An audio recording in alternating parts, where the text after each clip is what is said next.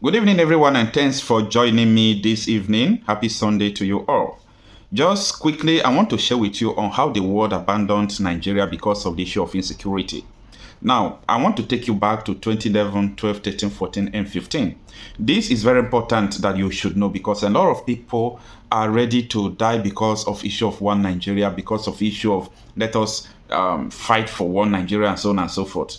But with this video, you are going to understand that so many countries loved Nigeria before, and they were ready to do everything good for Nigeria. They were ready to help Nigeria to fight insecurity and so on and so forth. Now, it all started in 2011 when Buhari lost the election, and there were some agitation which led to the inflow of terrorists, formation of Boko Haram by Nnamdi Sheriff and so on and so forth, Tinubu's enemies then, and a lot of things were getting bad to the point of Chibok girls and so on and so forth. Now, it started from America. America met Nigeria. I'm going to play the video here for you. When they met Nigeria, you know what happened? They told Nigerian government that we are ready to help you to quash these insecurity issues. But America never knew that Nigeria government, that they are accomplice to the issue of that insecurity. I mean, so many people in the government, including the senators, governors from the northern extractions then, and so on and so forth. They were frustrating Goodluck Jonathan. Even people in Goodluck Jonathan's administration, they were still frustrating him. Now, when the issue of Chibok girls happened, and America government made preparation with Nigerian soldiers, and they wanted to come and, tear gas them. But the tear gas is not like the tear gas they normally use. When they tear gas them, maybe they will faint, or it will put them to sleep. They will rescue the Chibok girls. What happened? When they came, they saw that the whole terrorists are putting on oxygen mask. So they discovered that someone must have leaked the information to them. By the way, let's start with this video. This is the meeting when American, delegates met Nigeria. Listen. My understanding is the BNC agreed that more training is needed, that the government has taken a comprehensive approach to the challenges it faces, particularly with the insurgency in the north and northeast, and we will partner together for the kind of training that's needed to the military and to all of the services of the Nigerian government as they approach that comprehensive way of dealing with issues. We, the United States, want to support a Nigerian government that devotes its energy to solving this tenacious and complex problem. That is number one. Number two was the Italian government. The Italian government, they were so much interested in helping Nigeria because they said that if Nigeria gets worse, a lot of people will be coming to Italy through illegal route, Libya, Niger, Libya, and crossing the sea. So let us go and help Nigeria. Let's send some intelligence security.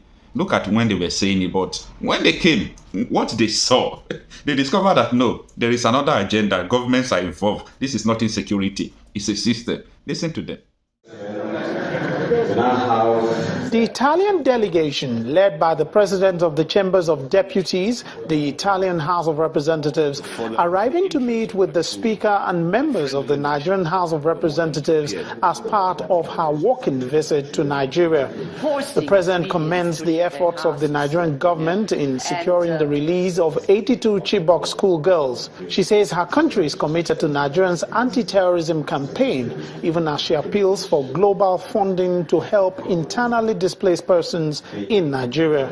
Italy stands at Nigeria's side in its anti-terrorism effort. Since terrorism is a threat for the entire world, we have to join forces on this regard. Nigeria can't be left alone. So it's very important that the international community continue to fund, to get resources for those in need, because if WFP and the other UN agencies do not have enough resources, this means that they have to cut aid, which is vital for, hundreds of thousands of people victims of the terrorism in this country.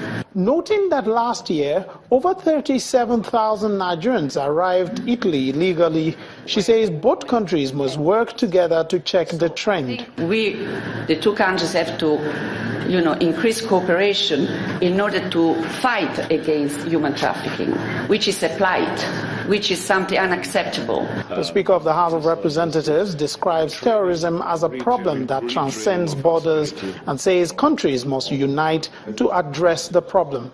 Crushing terrorism shouldn't rest with one nation state. It should be a global response. It should be an international response to this dimension. I want to use this opportunity to call on international donors to redeem their pledge.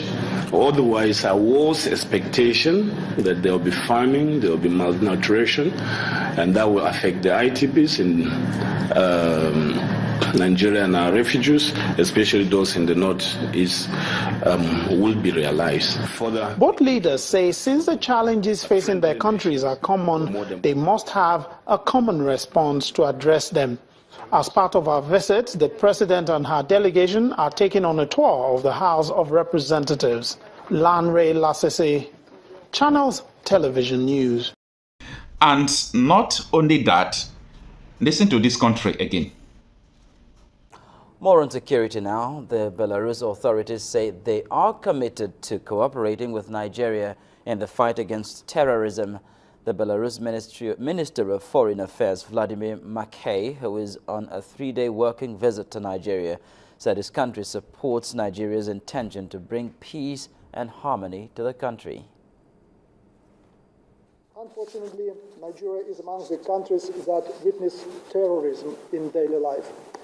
We believe that terrorism, threatened as the deliberate creation and exploitation of fear for bringing about political change, is one of the biggest problems a country can ever face. We do support the intention of the government of Nigeria in order to restore peace and harmony within the country.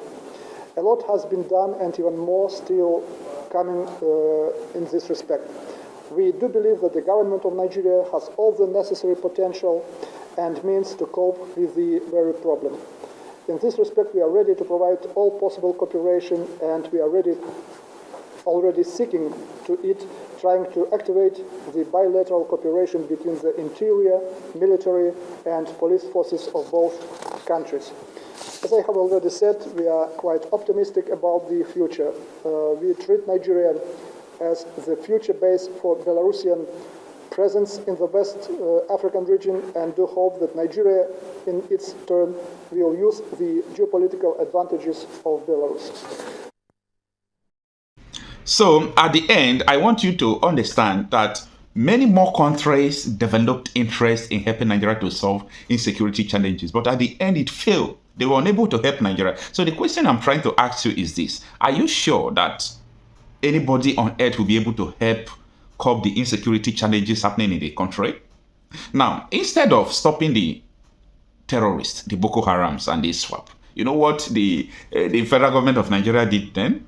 Immediately after Goodluck Jonathan, they started recruiting the same people that they wanted to fight into the military. And that has scattered everything up to today. And they did not stop. Like Obasani, the governor of Kaduna State, maybe what he did was right to him. But for me, I perceive the same movement, the same idea and the same purpose. Inducting bandits into the community, people that has been killing, not that they stop killing, they are still terrorizing up to tomorrow and so on and so forth. This is not acceptable.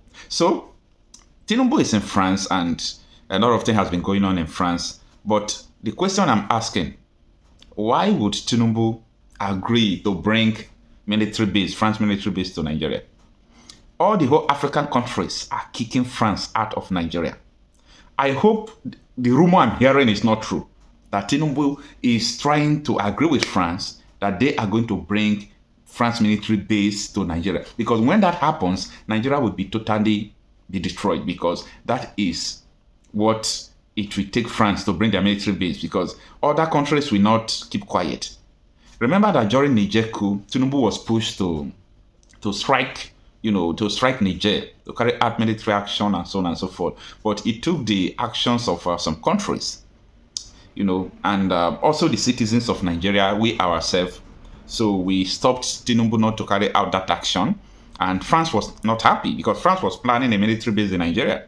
If France or America is having military base in Nigeria, and in Niger there you have another Russian military base, they will turn Nigeria to a tug of war. But by the way, that is the story of another day, because as I speak to you, everybody in Nigeria have seceded. No matter how people find themselves in that contraction, but in their mind, they have seceded. So this is what is going on.